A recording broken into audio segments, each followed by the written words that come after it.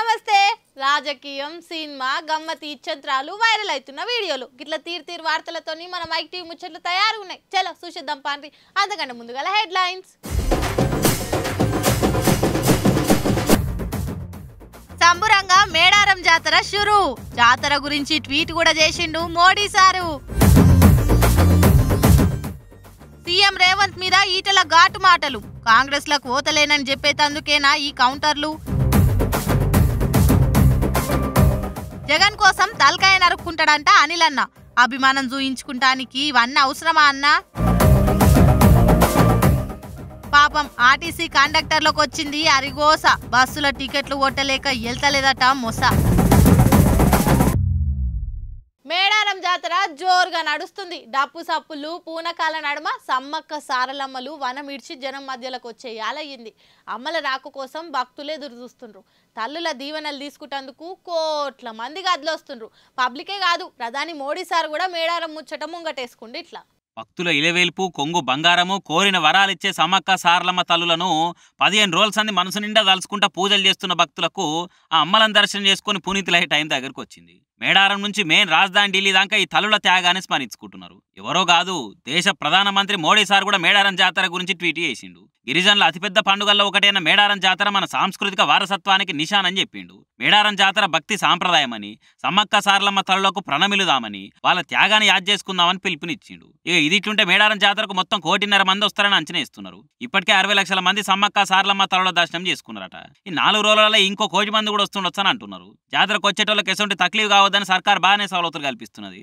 RTC 6,000 special బస్సులు వేసిందట అట్లనే police కూడా బగ్గనే దిగినట్టు కనిపిస్తున్నది మొత్తం 14,000 మంది పోలీసులతో బందోబస్తు చేసిరట బయట నుంచి వచ్చేటోళ్లకు రైలు కూడా నడుపుతున్నారట కాజీపేట లేకుండా వరంగల్ రైలు దిగి బస్సులలో మేడారానికి వచ్చేటట్టు రూట్ మ్యాప్ తయారు చేసిరు ఆఫీసర్లు ఇట్లనే తీర్వాటం లేక జాతరకు రాలేనోళ్ళు ఉంటే మేడారం బంగారాన్ని అందిస్తందుకు కూడా కొన్ని ఏర్పాట్లు చేసిరట సమ్మక్క సారలమ్మల దర్శనం చేసుకుని బంగారం ఇస్తందుకు భక్తులు సమ్మక్క గద్ద కాడికి రాలేకపోతే అసలు భక్తులకు ఆన్లైన్లో సేవలను తీసుకొచ్చారు సరే మేడారానికి వచ్చేటోళ్ళు పైలము భక్తులు ఎక్కడ పడితే అక్కడ పొయ్యి పెట్టి వంటలు చేసుకుంటారు కదా ఇక ఈ పొగ మొత్తం మేడారం చుట్టుముట్టుగా అమ్మేసి అసలే రోడ్లు కనబడతలేవట ఎటు 3 కిలోమీటర్ల దాకా పొగ అమ్మేసిందట జర చూసుకుంటా పని చేయరు మరి ఈటల సారు కొన్ని రోజుల సంది పార్టీ మారుతుండన్న వార్తలు షికారు చేస్తున్నాయి మల్కాజ్గిరి కానీ కరీంనగర్ ఎంపీ సీట్లకెళ్ళి కానీ పోటీ చేస్తుండొచ్చు అని గాసిప్స్ గలగల వారుతున్నాయి అసొంటి టైంలోనే నేను కమలం పార్టీలనే ఉంటున్నా కాంగ్రెస్లకు ఓతలేను అని ఆయన నిరూపించుకునే తందుకు సీఎం సార్కు సురుకులు పెడుతుండా అన్న అనుమానం వస్తుందట సార్ మాటలు చూసిన వాళ్ళకు నడమ కిష్నాల్ సారు సర్కార్ను ఏమంటలేడు బండనేమో సర్కార్ను తిట్టుట్లా బాజుకే ఉంటున్నాడు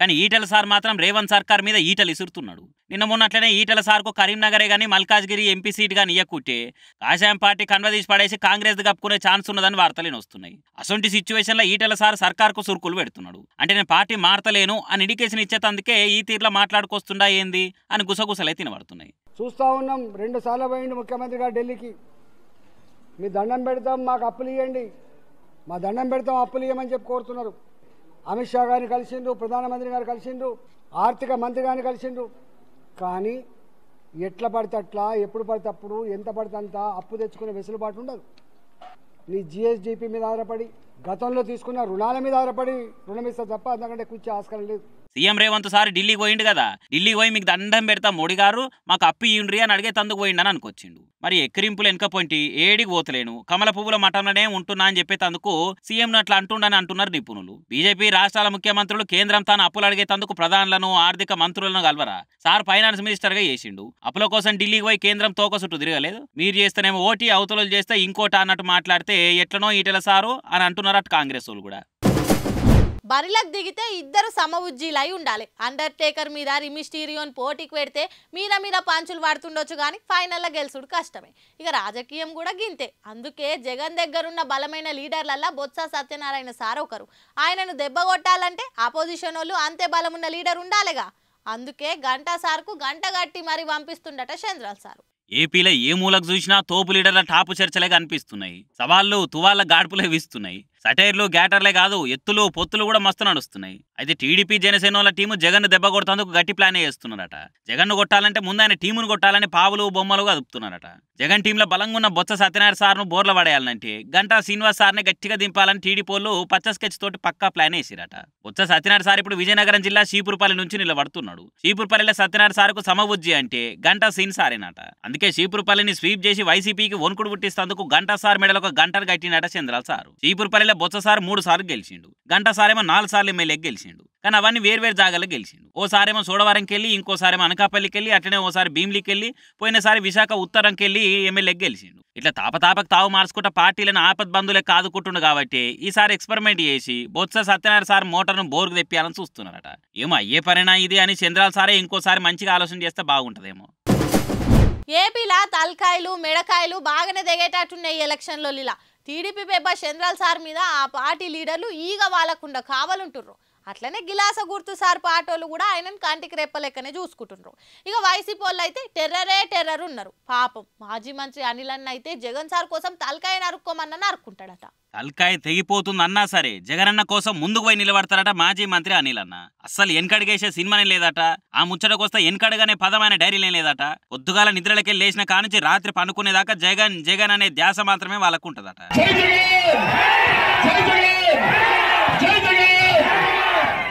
వీడు జగన్మోహన్ రెడ్డి గారికి వీర విధేయుడు, వీర సైనికుడు, భక్తుడు.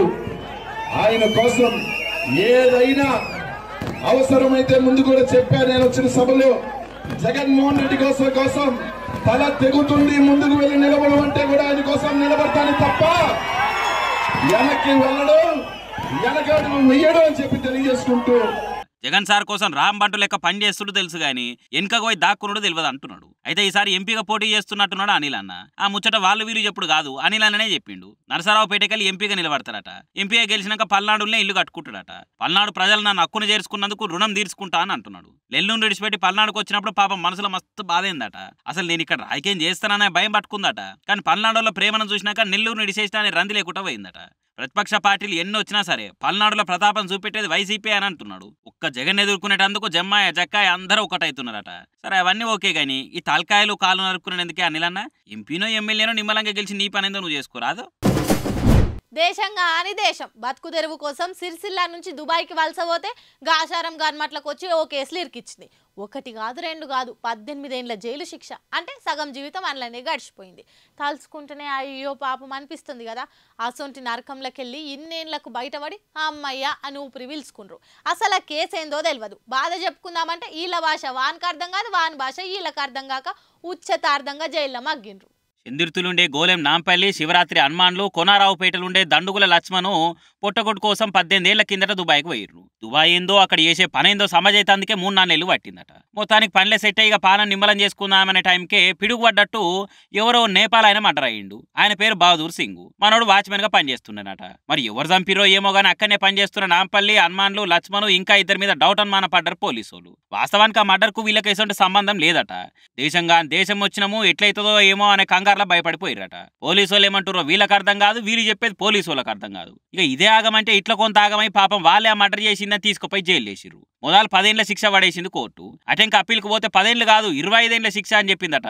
దుబాయ్ చట్టాలు ఎట్లుంటాయంటే ఎవరైనా మర్డర్ అయితే ఆ మర్డర్ అయిన ఇంట్లో వచ్చి క్షమాభిక్ష పెడితే అయిపోయిగా బెయిల్ దొరికినట్టే అనమాట. 2011లో సారి కేటీఆర్ సార్ సొరవ తీసుకొని నేపాల్ కూడా పోయి వచ్చిందట. చచ్చిపోయిన బహదూర్ ఫ్యామిలీ తోటి లాయర్ అనరాదా ఇంకొందరు సాయం తోటి క్షమాభిక్ష పేపర్ మీద దస్కత్ కూడా తీసుకున్నారట. దానికి 15 లక్షల ఖర్చు వస్తే కేటీఆర్ సారే ఇచ్చిందట. అయితే దరిద్రం వాళ్ళని వెంటాడి అప్పుడే చట్టాల మార్పులు వచ్చి క్షమాభిక్ష పెడుతుందో కోర్టు ఒప్పుకోలేదు. ఇక మళ్ళోసారి కేంద్ర విదేశాంగ శాఖ ఆఫీసర్లతో మాట్లాడి దుబాయ్ రాజ్ అపాయింట్మెంట్ సంపాదిస్తే బెయిల్ దొరికింది. 18 ఏళ్ల తర్వాత కుటుంబాన్ని కలుసుకున్నాక శంషాబాద్ ఎయిర్పోర్ట్ల ఒక్క తీరిగెరుస్తులు ఒక్కొక్కరిగా పాపము. ఇక జైల్లో మగ్గిపోతున్న వాళ్ళని బయట తీసుకొస్తందుకు కేటీఆర్ సార్ పడ్డ తిప్పలు మామూలుది కాదని వాళ్ళు మస్తు ఎమోషన్ అయినరు. నిజంగా జీవితం ఎంత పరాశకాలార్థ చూడురి. ఆ కేసు వందో ఏం పాడో భాష రానందుకు వాళ్ళేం అర్థం చేసుకున్నారో కానీ జైలు శిక్ష వేసిరు. అది కూడా 18 ఏళ్ళు. సరే మొత్తానికై తిండ్లకి అడుగు పెట్టిరిపోయి నిమ్మలం. ఏం నాయన లడ్డు కావాలనా 4 లడ్డూలు కావాలనా నాయన అన్నట్లే ఉంది పవన్ సార్ పరిస్థితి. సార్కు సీఎం కావాలని ఉందంట కానీ రాష్ట్రం బాగుపడాలంటే టీడీపీతోని దోస్తాను అవసరం కాబట్టి పొత్తులు పెట్టుకుంటుండట. గమ్మతే ఉంది కదా. ఏమో పవన్ సారు రోజు రోజుకు త్యాగయ్య లెక్కనే తయారైతుండ్రు పోన్రి. రింగ్ రింగు బెల్ల రూపాయి దండ దండగాద్రా తామర మొగ్గ అని చిన్న పోరాలు ఆటలాడుకున్నట్టే ఉందట గిలాస గుర్తుల రాజకీయ మాట. జనసేన అంటే పవన్ సార్ ఏది చేస్తే జన సైనికులు అదే చేస్తారు. ఇదంతా బాగానే ఉంది కానీ పవన్ సార్ కు సీఎం కుర్చీ మీద కూర్చునే భాగ్యం లేనట్టుందని వాళ్ళ దాంట్లో వాళ్ళే అనుకుంటారట. అగో అట్లెందుకు అనంటారా? అట్లుంటది మరి పవన్ కళ్యాణ్ సార్ ఖతర్నాక్ ముచ్చట్లు. అంత దాకెందుకు ఇలా గమ్మత్ ముచ్చట చెప్పిండట సారు. ఆయన అంటే ఊర్లు పల్లెలని తిరగబడి సార్నే గెలిపిస్తారట. సర్కారును ఏర్పాటు చేసే సత్తా కూడా ఉన్నట్టుగా అనిపిస్తుందట. ఇప్పటికిప్పుడు ఎటువంటి ప్రచారం చేయకపోయినా పవన్ సార్ పేరు మీద ఎవరు నిలబెట్టినా ఏకదమన 40 సీట్లను గెలుచుకుంటారట. అది కూడా ఎవరితో పొత్తు లేకుండానేనట. మరి ఇంకేంది సాలు కదా ఆయన సత్తా అయిందో చూపెట్టుకుంటాందుకు అనంటారా? ఆగుర్రి సార్ ఆడికే వస్తున్నాడు. పవన్ సార్ అట్లా అలగ్ పోటీ చేసి 40-50 గెలుసులు మంచిగా అనిపిస్తలేదట. నాదేముంది, పోటీ చేస్తే గెలుస్తా అయిపోతుంది. కానీ నాకు నా గెలుపు కంటే రాష్ట్రమే ముఖ్యం కాబట్టి టీడీపీతో పొత్తు అవసరం ఏర్పడ్డదని అంటున్నాడు. ఏందో మీకు ఏమైనా అర్థమైందా? అట్లుంటది మన సార్ కథ. జమిలి అని అనుడే గాని అది అయ్యేది లేదు పోయేది లేదు. కొందరేమో జమిలికి సాయి అంటే కొందరేమో నాయి అంటుర్రు. ఎవరెట్లున్నా బీజేపీ మాత్రం జమిలి ఎలక్షన్కే మా ఓటు అని చెప్తుందట. దాని మీద ఒక కమిటీ కూడా వేసిండ్రు. ఇప్పటికైతే సాధ్యం కాకపోవచ్చు కానీ మొత్తానికైతే జమిలి ఎలక్షన్కే జై అంటుండ్రట బీజేపీ వాళ్ళు. లోక్సభ అసెంబ్లీ ఎలక్షన్లు ఒకేసారి అయితే బాగుంటది అంటారు పొలిటికల్ లీడర్లు. ఈ మాట వినిపేవాటి చాలా రోజులే అయినా అది ఇంకా సాగుతలేదు, ముడిపడతలేదు. ఇంట్లో కూడా తీరు అభిప్రాయాలు ఉన్నాయి. కొందరేమో జమిలి ఉండాలే ఉంటేనే బాగుంటదని అంటే, ఇంకా కొందరేమో జమిలికి పోతే కమిలిపోతామనే భయంతో వెనక ముందు అవుతున్నారట. అయితే బీజేపీ మాత్రం జమిలికే జై అంటుందట. ఇప్పటికే మాజీ రాష్ట్రపతి రామ్నాథ్ కోవింద్ సార్ మీదకే ఒక కమిటీ వేసింది. జమిలి అయితే ఎట్లుంటది, జమిలికి ఓకపోతే ఎట్లుంటుందో తెలుసుకోరని ఆర్డర్ చేస్తే మాత్రం ఓ రిపోర్ట్ తయారు చేసిరట కమిటీ మెంబర్లు. అసెంబ్లీ లోక్సభ ఎలక్షన్లు ఏకదమన ఒక్కసారి పెడితేనే బాగుంటదని ఆ కమిటీ తేల్చి పడేసిందట. అయితే ఇప్పటికిప్పుడు ఇది సాధ్యం కాకపోవచ్చు అనే ముచ్చట కూడా చెప్పారని అంటున్నారు. అన్ని రాష్ట్రాల అసెంబ్లీ ఎలక్షన్లు పెడతాందుకు ఛాన్స్ లేదు కదా. తెలంగాణ ఏమో మొన్ననే అయిపోయాయి, ఏపీ ఏమో లోక్సభ కంటే ముందుగానే అయ్యేటట్టు ఉన్నాయి. ఇట్లనే అన్ని రాష్ట్రాలు అప్పుడోటి ఇప్పుడోటి ఉన్నాయి. కాబట్టి ఈసారికి అయితే కథ కుదరదు. కానీ వచ్చేసరికి ఏమైనా ప్లాన్ చేస్తే చెయ్యిర్రి అని రిపోర్ట్లో కోట్ చేసి పెట్టిరట. ఫస్ట్ లోక్సభ ఎలక్షన్లు పెట్టాలంట. అంటే ఇంకా అన్ని రాష్ట్రాల ఎలక్షన్లకు శంఖ ముందు చేయలేపాలన్నట. ఇక అది కూడా అయిపోయినాక లోకల్ ఎలక్షన్లకు కూడా వీటితో కలిపేస్తే ఓ పని అయిపోతుందని అంటారు కోవింద్ కమిటీ కో మెంబర్లు. చూడాలి మరి జమిలి ఎప్పటి కుదురుతుందో ఏమో. బొంబాయి మిఠాయి, బూర్ మిఠాయి తమిళనాడు, పుదుచ్చేరి సర్కారు బ్యాన్ చేసింది. అవి నమ్మినా తయారు చేసినా వాళ్లకు కఠిన శిక్ష వేస్తారని చెప్పినాం కదా. అది చూసి ఇంకో రాష్ట్రంలో కూడా గదే బాట పట్టిందట. ఎవలాళ్ళు ఏం కథనో చూడురి. పీస్ మిఠాయి పాడుగాను పిల్లగాళ్ళ గండాన పాడైంది కదా. పాపిస్టోల్ పాడు కెమికల్స్ కలిపి ఆ గులాబీ రంగు వచ్చేటట్టు పీస్ మిఠాయి గదే కాటన్ క్యాండీ తయారు చేస్తున్నారట. అందుకే ఆ పీస్ మిఠాయిని అమ్మొద్దు అని తమిళనాడు సర్కార్ నిషేధం పెట్టింది. కెమికల్ రంగులతోటి తిన్నోళ్ళ క్యాన్సర్ వచ్చే ఛాన్స్ ఉందని తమిళనాడు ఫుడ్ సేఫ్టీ ఆఫీసర్లు రిపోర్ట్ ఇచ్చారు. అది చూసి ఆంధ్ర సర్కార్ కూడా పీస్ మిఠాయి మీద పరీక్షలు చేయమని ఫుడ్ సేఫ్టీ ఆఫీసర్లకు ఆర్డర్ చేసింది. రాష్ట్రం అంతటా అమ్మే పీస్ మిఠాయి మీద శాంపిల్స్ తీసుకొని ల్యాబ్లో పరీక్షలు చేసి వాటి రిపోర్ట్ తోటి ఆంధ్రాలో దాన్ని బ్యాన్ చేసుడా అట్లనే ఉంచుడా అనేది డిసైడ్ చేస్తారట. లేకుంటే ఏంది, అందులో రోడమైన్ బి అనే కెమికల్ కలిపి తయారు చేస్తున్నారట. ఆ కెమికల్ను పెద్ద పెద్ద ఫ్యాక్టరీలలో మాత్రమే వాడతారట. అంటే బట్టలకు డ్రైయింగ్ కలర్ల, ప్రింటింగ్ మిషన్ క్యాటరేజ్ కలర్ల వాడతారట. గసొంటి దాన్ని తెచ్చి పోరగాలు తినే వాటిలో కలిపి అమ్ముతున్నారట. అది తింటే తీయగుండుడేమో కానీ తిన్నోళ్ళే పోయే కథ అవుతుందట. అందుకే వాటిని నిషేధం పెట్టి తమిళనాడు పుదుచ్చేరి సర్కారోళ్ళిగా. మేడారం జాతరల తల్లులకు అందరు బెల్లం మొక్కులు అప్పచెప్తారు. కోరిన కోరికలు తీరినోళ్ళంతా యాటలను కోళ్లను కోసుడే కాదు ఎత్తు బంగారాన్ని జోకిస్తారు. మరి ఎందుకు అట్లా ఎత్తు బంగారం అని బెల్లాన్నే ఎందుకు జోకిస్తారు? దాన్ని వెనుకపోంటున్న కథ ఏందో చూడుండ్రి. మేడారం జాతరను తెలంగాణ కుంభమేళా అని పిలుస్తుంటారు. 1 కోటి మందికి మీదనే భక్తులు వచ్చి తలలోకి మొక్కిపోతారు. 3 రోజుల జనసంద్రంతోటి తాడ్వాయి అడవులు కలకలలాడుతాయి. శివసత్తుల పూనకాలతోటి మారుమోగుతుంది మేడారం జాతర. ఈ జాతర స్పెషల్ ఏంటంటే కోరిన కోరికలు తీరినోళ్ళు తలలోకి మొక్కుల కింద నిల్వెత్తు బంగారం జోకిస్తారు. పెళ్లి కోసము, సంతానం కోసము, నౌకరు, వ్యాపారం ఇట్లా ఏదైనా సరే అనుకున్నట్టయితే తల్లి మీకు ఆట కోస్తాము, కోడిని కోస్తామని మొక్కుతారు. అన్నట్టే ఆ కోరిక తీరితే తలలోకి మొక్కులు అప్ప చెప్తారు. అయితే బెల్లాన్నే ఎందుకు జోకిస్తారంటే ఇక ఎప్పటి సందో వస్తున్న కథ ప్రకారంగా వెనకట చాలా దూరం కేంచి మేడారం వచ్చేది. ఇక తొవ్వ చాను పోయేందుకు ఇంత ఆసరు ఉండాలి కాబట్టి చాలా మంది బెల్లం పానకం తాగితే బలం వస్తుందని బెల్లం తెచ్చుకునేటోళ్ళట. ఇక అదే తల్లోకి పెట్టేటోళ్ళట. ఇంకో కథ ఏంటంటే వెనకటి కాలంలో ఉప్పు బంగారం అంటే గిరిజనులకు, ఆదివాసులకు మస్తు పాయరం ఉండేదట. ఎక్కువ దొరకపోయేది కాబట్టి బెల్లం అంటే బంగారం లెక్కన చూసేదట. ఇక రాను అదే ఎత్తు బంగారంగా మారిపోయి బెల్లాన్ని జోకిస్తుంటారని కొందరు అంటున్నారు. ఏమైనా కూడా మేడారం, యములాడ, కొమిరెల్లి కాడ మాత్రమే ఇట్లా ఎత్తు బంగారాన్ని జోకిచ్చే ఆచారాన్ని చూడొచ్చు మనం. మంచి మంచి ముచ్చట్లు పట్టుకొస్తేందుకు నిన్న మేడారం పోయి వచ్చిన. అబ్బబ్బా ఏం జనాలు, ఏం కథ అది. కాలు తీసి కాలు పెట్టొస్తలేదు. నేనైతే నిమ్మలంగా బస్సులో ఫ్రీగా పోయినా ఫ్రీగా వచ్చిన. అంత మంచిగానే ఉన్నది కానీ ఈ కండక్టర్ల కష్టాలు చూస్తుంటేనే అయ్యో పాపం అనిపించింది. ఇన్ని రోజులు లేనిది ఫ్రీ బస్సులు పెడితేనే కండక్టర్ల కష్టం వచ్చిందా అని తిట్టుకునేరు. మీరే చూడుండ్రు అయితే. పంట ఎక్కువ వండితే సావుకారికి ఆష్ట రాదు, ఆసామికి ఆష్ట రాదు కానీ నడిమిట్లా పాలేటికానికే మస్తు ఆష్టకు వస్తుంది. ఆయన ఇంట్లోకి వచ్చేది ఉందా, కుండలకు వచ్చేది ఉందా? ఏమొచ్చినా ఆసామి ఖజానా నిడుతుంది, సావుకారి సంచి నిడుతుంది. సేమ్ గిట్టనే అయిపోయిందట ఆర్టీసీ కండక్టర్ల కథ. ఆడవాళ్ళకి ఫ్రీ బస్సులు పెట్టుడు బాగానే ఉందట కానీ టికెట్లు ఇయ్యలేక సచ్చి బతుకుతున్నారట కండక్టర్లు. ఇగో ఓసారి ఇటు చూడుర్రి.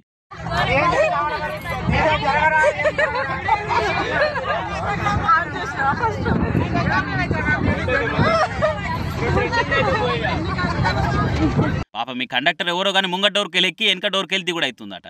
బస్సులో ఏడా చూసినా జనాలేనట. కుర్చీల మీద, ఫుట్బోర్డు మీద, డ్రైవర్ కాడ లగేజీలు పెట్టుకునే జాగలా ఇక నడిమిట్లా అక్కడిక్కడ నడుస్తందుకు జాగ లేకుండా మొత్తం నిండిపోతున్నారట.